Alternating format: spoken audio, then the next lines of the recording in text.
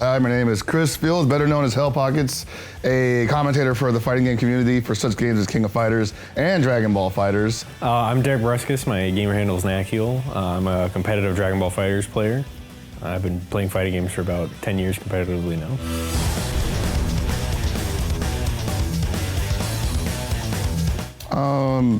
I mean, don't be afraid of practice, right? Like, don't be afraid to like spend a lot of time in training mode and grind out those hours and be smart about it. I think one of the most important things is trying to find like where information is. You know, there's Twitter and everything, but there's a lot of like Discord servers for the game. There's a Reddit for the game. So those are helpful for like new players to research. And then if you're actually playing like matches competitively with like the aim of getting better, make sure you keep your replays and watch yourself. And like compare yourself to maybe more well-known players that are already competitive.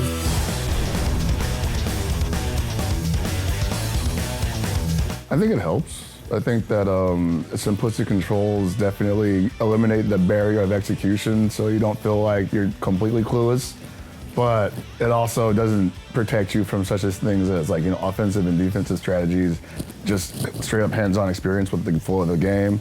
That's why I would also say be prepared to lose a lot when you first start playing competitively.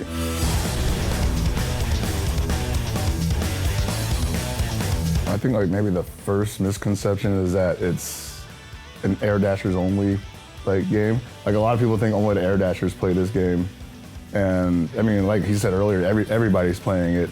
And with that, the community has become very open, or started out being very open, because we literally had to work with people that we didn't converse with a lot, you know? There was players from other franchises that would come through, and they had, while yes, it had an Air Dasher background because it's being developed by Arc System Works, you know, it's still had to, you know, be played by all these people who didn't have that experience, you know? So basically, I think Dragon Ball FighterZ community is probably one of the more accepting community than the FGC because of that. Yeah. Yeah, I play my Nintendo Switch quite a bit, especially because I'm traveling so much to play Dragon Ball FighterZ, but you know, I gotta do something on the flights. So I've definitely ran through quite a few Switch games already. All I got is like me and my girl and my daughter are just playing like Mario Tennis in our room, and then just like the hype moment is just like watching my 5-year-old just swing the racket everywhere and just like knock everything down in the room. And you know, I've only been playing like single player games on my Switch, so I don't really. You get hyped for Dragon Quest, you know. That's not on the Switch. Yeah. Oh, it could be. Not yet. Out. Oh no, you get hyped for Octopath. Yeah. But you grinded too hard. Yeah. It's like 60 hours in like a week. See, he wanted that to be his game for traveling, but he grinded too hard at home and he had nothing to do on the plane. I have Mega Man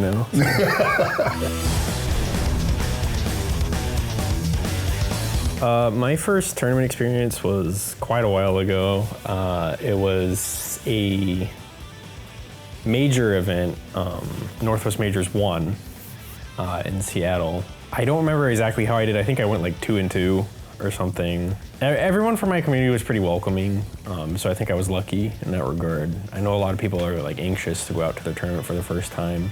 And then probably the first big major moment for me was in 2014. I was playing BlazBlue, and I'd gotten top 8 at EVO.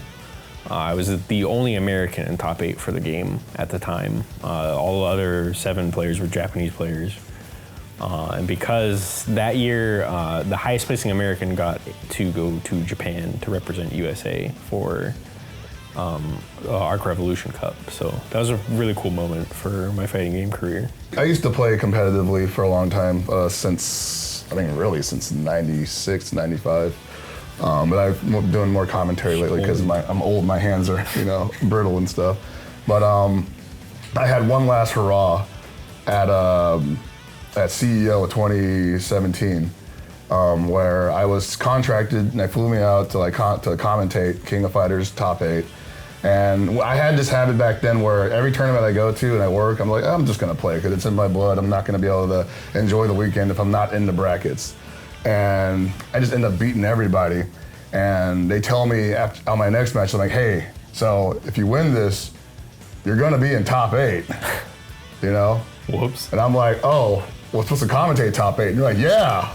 So if you're in who's gonna do it if you're not in it? I'm like, all right, I'll just throw the match, right?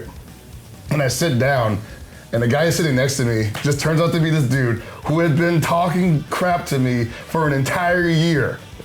You had to beat him. And I had to beat him. I was like, man, this is like the only time I'm gonna have a chance to fight you offline, and you finally that'll be it. But if I do this, I'm not getting paid. But I beat the crap out of him, and I went home hungry. That was my last hurrah. I'm like, I'm never entering a tournament or commentating again. It was worth it. It was totally worth it. He hasn't talked to me since.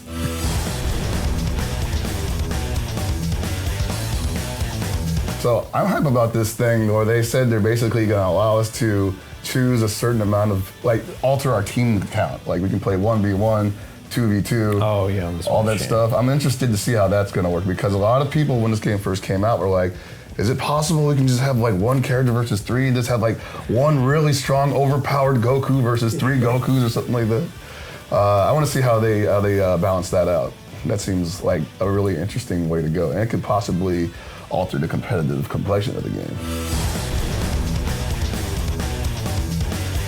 Pretty much since before the game came out, I kept asking for like Super Jitamba to be in the game. He's a movie character, but I think he'd be really cool. If it had to be like a Dragon Ball Super character, I would actually like Kefla to be in the game. I think she'd be a neat addition. And a lot of people are like, they want more girl fighters in the game. Yeah. So I think that's a pretty good one to have. So I'd like to see her in the game too. I literally talk about this like every week.